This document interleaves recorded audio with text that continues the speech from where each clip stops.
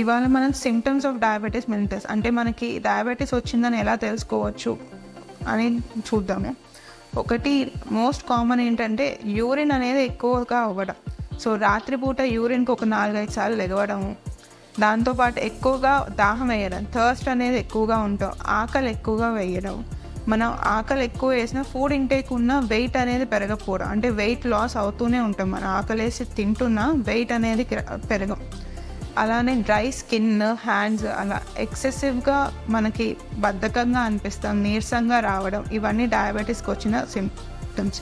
అది కాకుండా మనం కాంప్లికేషన్స్ కొంతమందికి ముందు వస్తాయి, అంటే కాంప్లికేషన్స్తోనే ప్రజెంట్ అవుతారు కొంతమంది. అంటే ఏంటంటే న్యూరోపతి ఉన్న కాంప్లికేషన్స్, టింగ్లింగ్ అంటే కాళ్ళు చేతులు తిమ్మిరిగా ఉండడం, క్రాంప్స్, కాళ్ళు చేతులు నైట్ పట్టేయడము, బర్నింగ్ సెన్సేషన్, మంటలుగా రావడము, కాళ్ళు ఉబ్బడం, ఇవన్నీ కూడా డయాబెటీస్ వల్ల కాంప్లికేషన్స్ వల్ల వచ్చే సిమ్టమ్స్. కొంతమంది ఏంటంటే లేట్ ప్రెజెంటేషన్స్ వల్ల దీంతో ప్రజెంట్ అయ్యే అవకాశాలు కూడా ఉంటాయి.